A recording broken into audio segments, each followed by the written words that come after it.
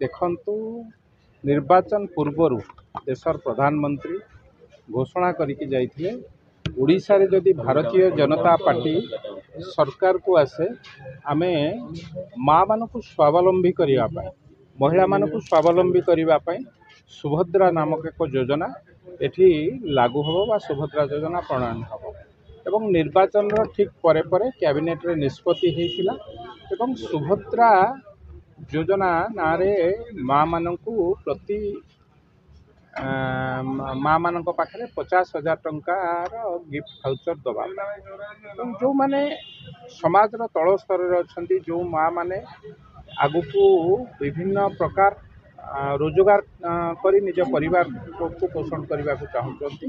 से गत काली एक सुवर्ण दिन थिला एवं गत काली देशर प्रधानमंत्री एवं राज्यर मुख्यमंत्री दुई जन जाकर उपस्थिति रे माँ सुभद्रा योजना माँ मानक काली केवल घोषणा नुह वास्तवतार परिणत है माँ मान अकाउंट को प्रथम किस्ती जाइए परवर्ती अवस्था एक खाली योजना नुहे माँ मानक स्वावलंबी होगापी एक पहाच आगु को महिला माने पुरुष मान संगे समकक्ष होगापी एक नूतन चिंताधारा एवं माँ मानक नुआ ओडिशा विकसित ओडिशा गठन में एक माइल खुंटी हम एक निश्चित भाव में माध्यम बीजेडी के लिए अभियोग जो माने 24 वर्ष धरी माँ मानू बा महिला मानू निर्यातित करुले जो माने विगत दिन मानक 5 थर निर्वाचित हैला परे महिला मानू केवल निर्वाचन समय यूज करती से माने विकास परिभाषा बुझी पारती ना ये आरंभ होइछि विकास पर्व आरंभ होइछि प्रथम 100 दिन कार्यक्रम आगु को देखंतु डबल इंजिन सरकार ओडिशावासी भारतवासी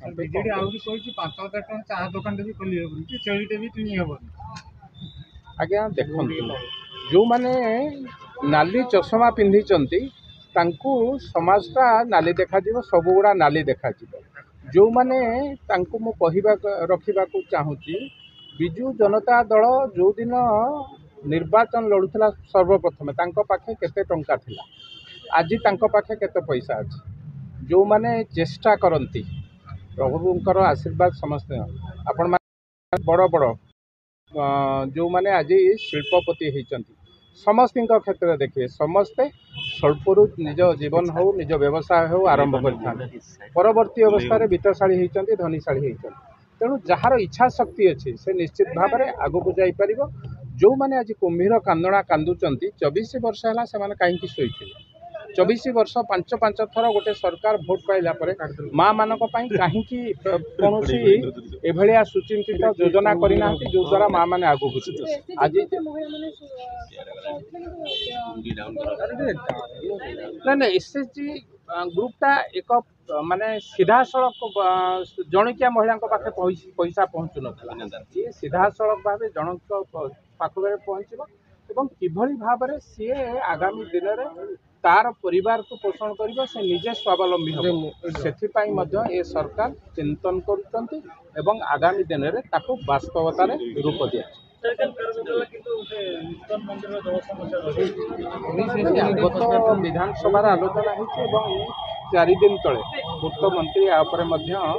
बैठक बसई विभागीय अधिकारी माने समस्ते थिले से विषय रे विशेष भाव में आलोचना होती आगामी दिन में कारण सरकार बदलिबार मात्र 3 मास 10 दिन होती आगामी दिन में निश्चित भाव से आम प्रथम कार्यक्रम प्रथम बीजेडी अभियोग चिंता कर समस्या समाधान खनि शेष को लेकिन 2.5 लाख कोटी टका रोकवा केन्द्र षड्यंत्र 20 गोटा एमपी गला मुँह खोलुना बीजेडी अभियोग खनि मंत्री की पचारे मुझे जानी